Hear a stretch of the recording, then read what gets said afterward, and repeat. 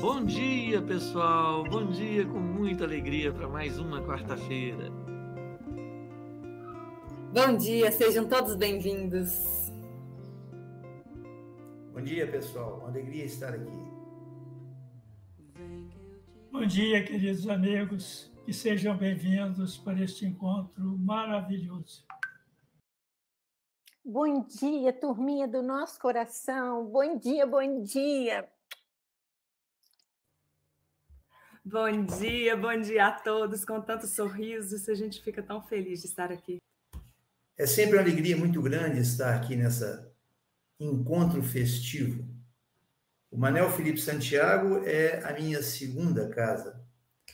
E aqui eu me sinto muito à vontade para expressar os meus pensamentos, os meus sentimentos, porque sei que todos podem recebê-lo sem crítica ou censura e que educadamente me aconchegam no colo e no coração, e eu posso, então, manifestar os meus pensamentos com respeito também e muito carinho, retribuindo tudo que eu recebo das pessoas do Manel Felipe Santiago, encarnados e desencarnados. Sempre foi assim e sempre será para mim. Muito obrigado pela presença e muito obrigado por essa oportunidade, Theo e Patrícia. O tema de hoje fala aqui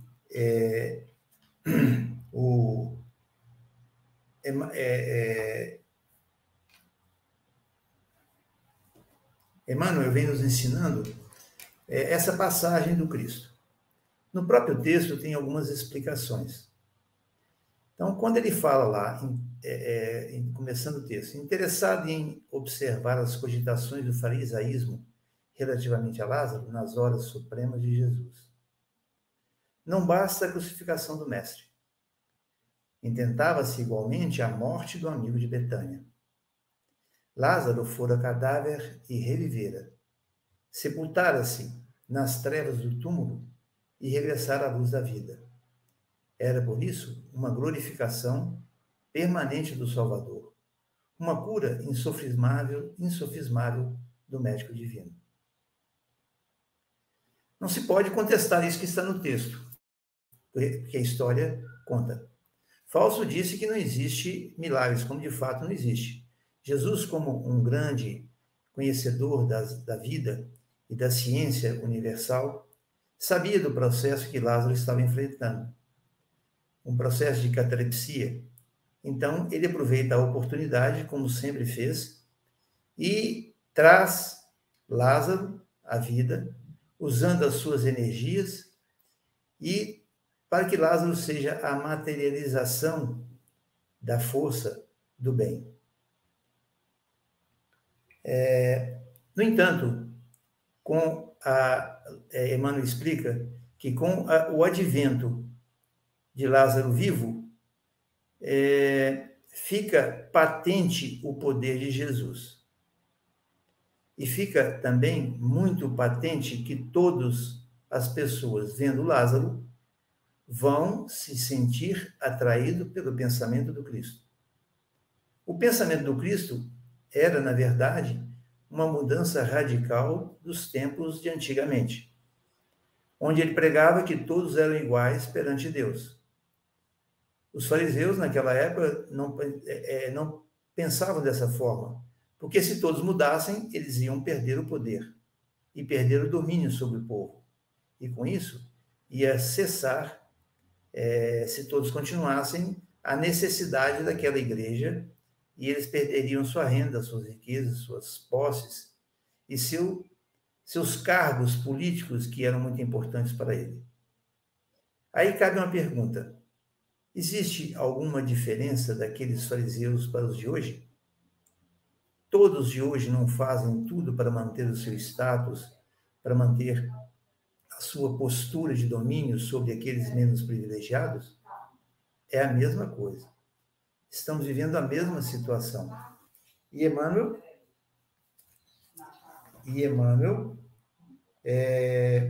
fala isso. E ele faz uma diferença. O faraísmo dos velhos tempos ainda é o mesmo dos dias que passam.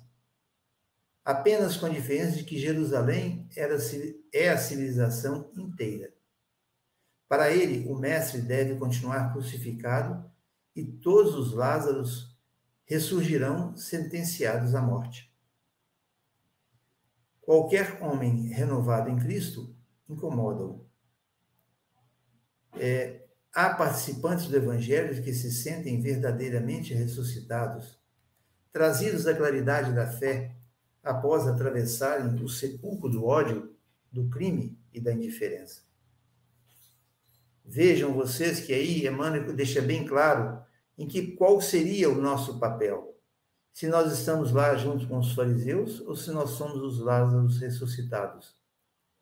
Ressuscitados daquele sepulcro do nosso egoísmo, principalmente, em que esse nos enfaixa, limita os nossos movimentos e reveste o rosto de uma bandagem que não podemos enxergar a verdadeira realidade da vida universal.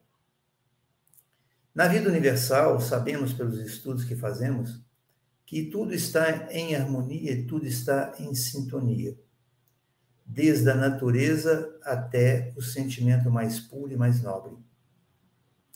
O que vibra no mundo são energias positivas em favor de todos, que pode beneficiar a todos, né? E que qualquer um pode se usufruir, se apropriar dessas energias que vêm de Deus, porque elas estão à disposição.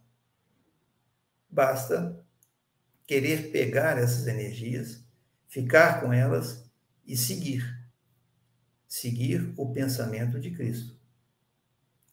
Mas para isso exige um certo esforço de nossa parte. Inicialmente, exige coragem de mudar. Os fariseus de antigamente, eles, com medo de perder o status, eles não queriam mudar. E queriam impedir qualquer pessoa que mudasse, para evitar a desconfiguração do status deles. Hoje é a mesma coisa, porque o egoísta só vê aquilo que te beneficia. Sendo assim, ele não consegue e não tem vistas para enxergar coisas maiores, mais duráveis, mais imperecíveis, como energias sutis, né? E se prendem aos ganhos materiais, às sensações, e esquecem-se dos sentimentos mais profundos que todos nós detemos, independente de onde estamos, independente da nossa condição social, independente de termos ou não poder, de sermos ou não servos ou senhores. Todos nós temos a mesma centelha divina. A Alda, assim como na música que introduziu a sessão de hoje, a música, no texto, no refrão, fala da coragem de mudar. A Alda, na sua fala, falou da coragem, da palavra coragem, várias vezes. E é o que nós precisamos, ter coragem de abrir mão do que éramos no passado para tornarmos outras pessoas, tornarmos cristãos, de seguir com Cristo. Mas isso exige de nós não somente a coragem de mudar, mas a coragem de manter-nos naquela posição. Sabemos que alguns de nós, espíritas, para nos mantermos na condição de espíritas, nós temos que abrir mão de várias coisas. E não tem ninguém que nos obrigue a mudar. Como também não tem ninguém que nos cobre pela mudança, né? Apenas a nossa consciência cobra. Por isso que o espiritismo é muito difícil, porque ele é livre, ele dá a liberdade, concede a liberdade, ele exalta o livre-arbítrio de cada um e dá todo o direito de escolha. temos a coragem de escolher aquilo que desejamos. E ao escolher, nós assumimos um compromisso. E isso eu estou falando desta vida e de agora, dessa encarnação. Quando assumimos essa mudança, nós vamos escolher ser um Lázaro ou ser um fariseu. Mas ser um Lázaro talvez seja muito mais difícil do que ser um fariseu. Porque manter-nos essa postura de novos pensamentos, como disse a Aldinha, rejeitar pensamentos negativos, de pessimismo, de tristeza, isso requer um esforço muito grande. Porque esses pensamentos não condizem com a sintonia que nós vivemos na Terra. Apesar de todas as dificuldades, todos os problemas, sejam econômicos, religiosos, políticos, né? Sejam os problemas que estão lá em âmbito universal, em âmbitos mundiais, como vivemos agora. Quais as guerras que nós estamos assistindo pela televisão? Elas são verdadeiras e são justas? Mas quais são as guerras que nós estamos enfrentando em nosso íntimo? Essas são verdadeiras e são justas? São necessárias? Digo que sim, porque toda vez que assumimos o compromisso de travar uma batalha com o nosso passado e superar essa guerra conquistando o futuro melhor, já nessa encarnação estaremos usufruindo de boas energias. E não nos faltará estímulo e carinho e suporte para manter-nos na posição de Lázaros redivivos. Porque vamos ressuscitar, deixar aquela situação de mortos-vivos para viver uma outra vida. Aliás, tem uma passagem de Jesus quando ele convida uma pessoa para segui-lo e a pessoa diz a ele assim: eu vou, mas deixa eu enterrar meu pai que faleceu. Que Jesus diz para ele assim: deixai os mortos enterrar seus mortos. Ele se referia aos mortos-vivos que estão na terra, tratando das coisas da terra simplesmente, sem ter a visão espiritual de seres eternos. Nós somos seres eternos. Nós somos seres divinos.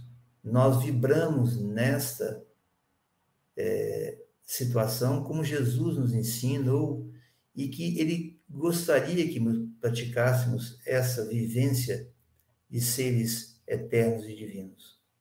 O que Jesus tentou nos mostrar é que existem coisas mais belas e grandiosas para vivermos.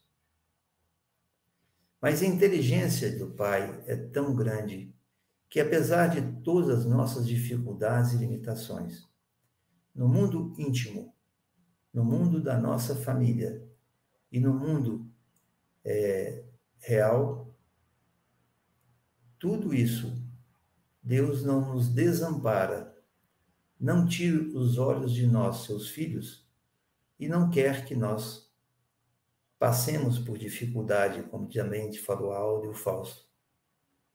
Mas Deus sabe que algumas mudanças podem ser um pouco dolorosas, porém necessárias. E assim, nosso Pai nos dá lições, às vezes um pouco mais duras. E essas lições podem vir através de situações que vivemos. A convivência com um parente difícil, com filho, pai, uma esposa, um marido, né? De difícil, com irmão difícil. Isso é que vai moldar, é que vai confirmar em nós a situação de Lázaro redivivo.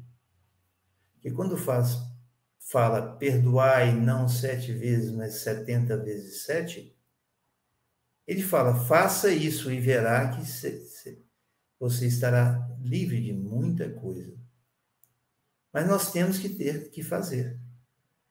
Nós temos que, às vezes, abaixar a cabeça, ouvir e acreditar que, em determinados momentos, o melhor é nos calar e ouvir. Pensemos, então, que toda hora estamos em guerra com o nosso passado e que nós vamos superar, desde que tenhamos a coragem de mudar. É isso que precisamos fazer. É isso que Emmanuel aconselha e nos mostra, não nesta lição, mas em outras lições dele, ele fala da mesma coisa. Ele tem lições que ele fala só de Lázaro, tem lições que ele fala só de coragem, tem um livro que tem o nome de Coragem, né? Então, precisamos assumir o nosso papel. Voltando ao texto,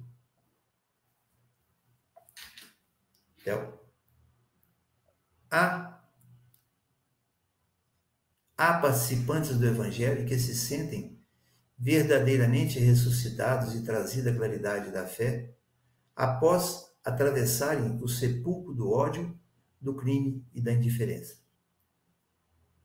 Quando Emmanuel fala aqui do sepulcro do ódio, realmente o ódio é um sepulcro que nós, quando sentimos ódio por alguém ou por uma situação, não é propriamente por uma situação, é mais sempre, quase que sempre, por alguém. Isso é um sepulcro que nos enterra vivos numa situação e numa situação de consumo de energia. Nós consumimos muito mais energia para alimentar o ódio que temos do que gastamos, do que aquela energia que gastaríamos amando alguém. O ódio e a indiferença nos leva a estar presos no nosso próprio mundo, presos em situações que, às vezes, com o passar do tempo, nós nem nos lembramos mais por quê. Pode ser que, lá no meu passado distante, alguém me prejudicou muito e eu fiquei com muito ódio dele e, a partir daí, passo a persegui-lo.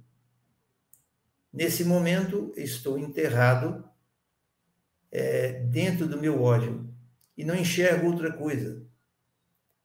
E vai chegar uma hora que eu não vou saber mais por quê. E aquele ódio vai consumir tanta energia e vai gerar tanta fraqueza em mim. E essa perda de energia vai consumindo o que eu tenho de mais puro que Deus me deu. Somente no momento em que eu estiver com as minhas forças exauridas, eu vou lembrar de chamar pelo Pai e pedir que me ajude. Eu já assisti essa cena com pessoas drogadas que me disseram o seguinte: pelo amor de Deus, arrume uma clínica para eu me tratar que eu não aguento mais. Isso é uma droga que acaba, exaure com a pessoa. Nesse ponto, a pessoa não tem mais forças para lutar contra aquilo e recorre então a Deus, que irá ampará-lo, que irá socorrê-lo. Ao entrar para a clínica, ele fica em tratamento. Em tratamento, ele vai experimentar a falta da droga e terá que passar por essas fases para chegar à superfície da vida e retomar a sua caminhada. Este é o Lázaro ressuscitado. Se fizermos a analogia em nossa própria vida, ainda que não sejamos usuários de droga, nós somos usuários de pensamentos negativos, de pensamentos degradantes, de pensamentos de ódio, de tristeza, que também nós temos que sair de onde estamos, ter a coragem de lutar para poder chegar à superfície da vida e continuar a nossa caminhada. Tem uma história em que um alpinista foi escalar um monte e, em determinado momento, todos eles fazem a escalada presos em cordas por questão de segurança, e ele então cai e fica preso na corda. Fazia frio, pois era muito alto, e ele então fica pensando como é que ia escapar daquilo. O frio vai apertando, seu corpo vai ficando mais frio, e ele então, desesperado, ora e pede a Deus para ajudá-lo. E ele faz muito fervorosamente, no que ele ouve uma voz. Você me conhece? Você confia em mim? Aí o moço fala, sim, claro, confio. E a voz então fala assim, corte a corda. Ele assusta porque ia cair no vazio e a sua morte seria inevitável. Então ele se apega mais fortemente àquela corda e fica então ali tremendo e indagando que conselho é esse, né? E fala assim, me ajude, corte a corda. Ele então, mesmo possuindo uma faca, se recusa a cortar a corda. No dia seguinte, uma equipe de socorro chega até ele e o encontra congelado, preso à corda a 1 metro do chão. Assim somos nós. Temos medo das coisas novas e de que nos agarramos à única coisa que temos. Às vezes, há um sentimento e às vezes até mesmo ao ódio para manter a nossa vida. Mas não é assim que se faz. Tenhamos a coragem de cortar a corda do nosso passado, dos nossos pensamentos negativos, para chegar ao solo firme e encontrar com os nossos salvadores. Seguindo aqui no texto,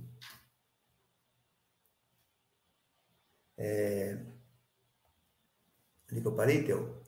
O farisaísmo, entretanto, não lhes tolera a condição de redivivos a demonstrar a grandeza do Mestre. Instala perseguições, desclassifica-os na convenção puramente humana, tenta anular-lhes a ação em todos os setores da experiência. Isso acontece na prática. Às vezes, eu mesmo, quantas vezes eu na condição de espírito, quantas vezes fizeram chacota comigo dizendo que eu era espírita, que eu tomava dinheiro dos espíritos, que eu via isso, que eu via aquilo, que eu só acreditava em bobagem e que você está ficando doido. Então, passei por isso e levava tudo na brincadeira, mas nunca me senti desestimulado, né? Seguindo o texto, então, fala o seguinte, somente os Lázaros que se unam ao amor de Jesus conseguem vencer o terrível assédio da ignorância. Ora, estar com Jesus é realmente uma vitória sobre a ignorância. Primeiro, a ignorância nossa anterior, que nós não conseguíamos ver as belezas da vida que Jesus nos mostrou. Aí Emmanuel nos aconselha, tem, pois, cuidado contigo mesmo. Se te sentes trazido da sombra para a luz, do mal para o bem, ao sublime influxo do Senhor, recorda que o farisaísmo, visível e invisível, obedecendo a impulsos de ordem inferior, ainda está trabalhando contra o valor da fé e contra a força do teu ideal. Ora, se isso existe contra a força do meu ideal, como diz Emmanuel, existe também contra a força do ideal de tantos outros Lázaros, Renatos, Theos, Alda, Fausto e qualquer um do Manuel Felipe Santiago, que pensamos já de uma maneira diferente. E estarmos firmes e cuidar de nós é para que mantenhamos os nossos pensamentos num nível mais elevado. Isso para nos cuidar. E também aqui, Emmanuel, a mim parece, está nos colocando diante do nosso compromisso à nova situação assumida quando ressuscitamos. Ou eu ressuscito e me mantenho vivo, ou eu vou novamente para o sepulcro.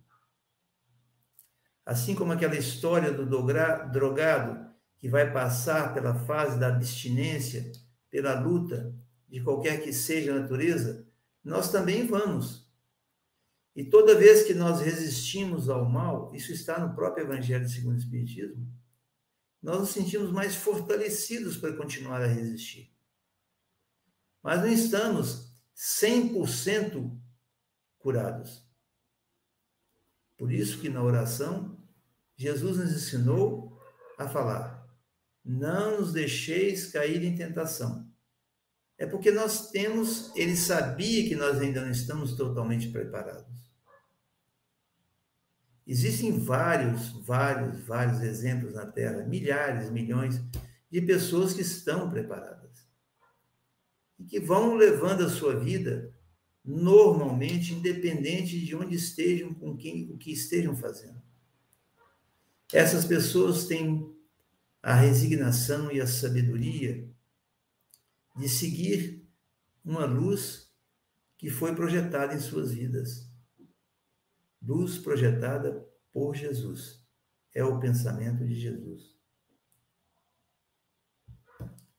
Voltando ao texto,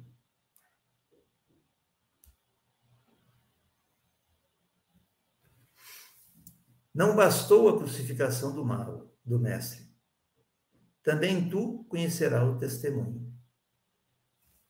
Quando ele se fala isso, ele está dizendo que nós também teremos que dar o nosso testemunho. Isso não é uma ameaça, não é uma promessa de que vamos sofrer. Ele só está dizendo que nós temos que comprovar perante nós mesmos que desejamos a mudança e que estamos em processo de mudança constante. Só com a nossa mudança é que nós vamos mudar o mundo. A Alda falou aí, se queres a paz, faça a paz em ti mesmo. Está nos livros. Se nós estivermos em paz, nós vamos promover a paz em nossa volta, no nosso lar, com os nossos amigos. Nós vamos promover a paz dentro do Manuel Felipe Santiago, no nosso ambiente de trabalho, onde estivermos. E vocês imaginem o seguinte: se eu consigo fazer isso, pequenino que sou, consigo ficar vibrando na paz, eu consigo mudar o que está em volta de mim? Todos nós, cristãos, conseguimos fazer isso também. E tenho certeza que é graças a esse movimento de uma vibração positiva em nome da paz, é que Deus utiliza o menor recurso que nós temos em benefício de todos. Sobretudo daqueles que estão em sofrimento, que estão na ignorância, que estão na dependência de sentimentos melhores, que ainda não sabem que os sentimentos estão ao alcance de cada um. O amor de Deus é como uma fruta madura numa árvore que está à beira da estrada da nossa vida e que, quando nós nos sentimos cansados e famintos, podemos aconchegar na sombra dessa árvore e buscar essa fruta para nos alimentar. Está sempre lá. A árvore vigorosa, uma sombra confortável e a fruta que pode nos alimentar. Este é o amor de Deus. à disposição de quem quer. Basta esticar a mão e buscar. Isso nunca nos é negado. Nunca foi e nunca será. Se sofremos no passado, é porque ainda não enxergamos, porque estávamos no sepulcro da ignorância. Mas agora que estamos bem, que estamos claramente, que somos visível claramente cristãos, vamos agir como tal. Vamos mostrar para as pessoas como se faz. Porque se nós não fizermos, absorvermos essas lições e transformar a nossa vida e as nossas atitudes, tudo que está escrito, e até mesmo o Evangelho, são simplesmente textos muito bonitos. Mas, se nós tomarmos isso para a nossa mudança, aí sim, fez sentido toda a obra de Jesus, fez sentido toda a obra de Chico Xavier e Emmanuel, de André Luiz e de tantos outros que nos trouxeram o pensamento puro através dos livros. De minha parte, eu luto constantemente,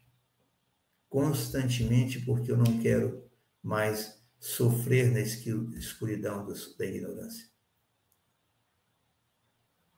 Chegamos aqui ao final, agradecendo a Jesus pela sua luz, agradecendo aos nossos companheiros do Manuel Felipe Santiago, aqueles que vieram antes de nós construir essa casa e que a mantiveram para que nós pudéssemos usufruir de todo esse amor.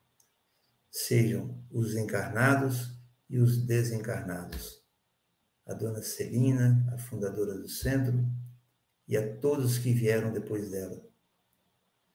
Vamos então fechar os nossos olhos e absorver, neste momento,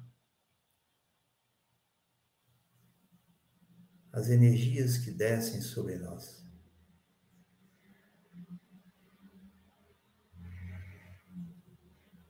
Puras, nos enchendo de esperança, aquecendo o nosso coração e nos dando a certeza que podemos mais, podemos amar mais, podemos refletir melhor a imagem de Deus através das nossas atitudes. Obrigado, Pai. Obrigado, Jesus. Obrigado, Manuel Felipe Santiago e sua equipe. Obrigado, Dr. Bittencourt. Obrigado, Emmanuel, Chico Xavier e tantos outros. Que a paz do Senhor continue em nossos corações e que a luz de nosso irmão e mestre Jesus continue a iluminar o nosso caminho. Que assim seja.